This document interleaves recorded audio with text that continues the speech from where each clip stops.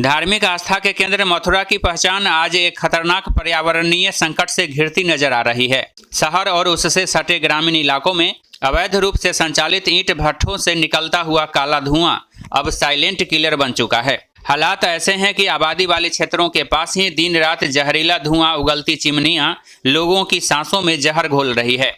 स्थानीय लोगों के मुताबिक नियमों को ताक पर रखकर ये भट्ठे घनी आबादी के बिल्कुल नजदीक चलाए जा रहे हैं, जबकि पर्यावरणीय मानकों के अनुसार इन्हें सुरक्षित दूरी पर होना चाहिए, जिससे न सिर्फ वायु गुणवत्ता खराब हो रही है बल्कि दृश्यता भी प्रभावित हो रही है।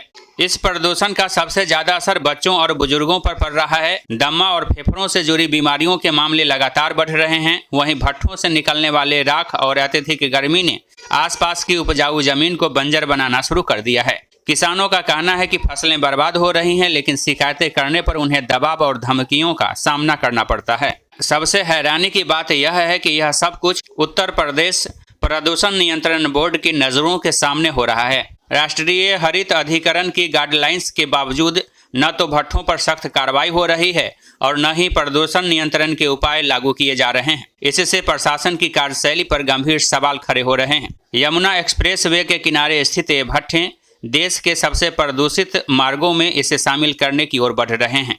सर्दियों के दौरान स्मॉग की स्थिति इतनी खराब हो जाती है कि दृश्यता 500 मीटर से भी कम रह जाती है। ऐसे में निकट भविष्य में शुरू होने वाले जेवर इंटरनेशनल एयरपोर्ट के हवाई संचालन पर भी इसका असर पड़ने की आशंका जताई जा रही है। ऐसे में कई ज्वलंत सवाल जो जवाब मांगते हैं, उनका जवाब ढूंढना पड़ेगा। बढ़ती सांस और फेफड़ों की बीमारियों की जिम्मेदारी किसकी है? क्या भट्ठों का धुआं भविष्य में हवाई उड़ानों के लिए खतरा बनेगा? किसानों की बर्बाद होती जमीन और फसलों की भरपाई कौन करेगा? एनजीटी के नियमों का पालन क्यों नहीं हो रहा है? क्या भट्ठों में प्रदूषण नियंत्रण फिल्टर लगे हैं या सस्ते ईंधन के रूप में टायर जलाए जा रहे हैं? भट्ठों से निकलने वाली राख का निस्तारण कैसे हो रहा है? क्या इससे भूजल और यमुना नदी प्रदूषित हो रही है? दरअसल इन सवालों के जवाब लोगों के जेहन में कौंध रहे हैं। आपको बता दें कि इस रिपोर्ट का उद्देश्य प्रशासन को कटघरे में खड़ा करना नहीं, बल्कि उसे उसकी जिम्मेदारियों का एहसास कराना है। अब देखना यह होगा कि प्रशासन कब तक इस जहरीले धुओं पर लगाम लगाता है या फिर मथुरा की हवा यूं ही लोगों के लिए धीमा जहर बनी रहेगी। A to Z news live के लिए विवेक अरोड़ा की रिपोर्ट।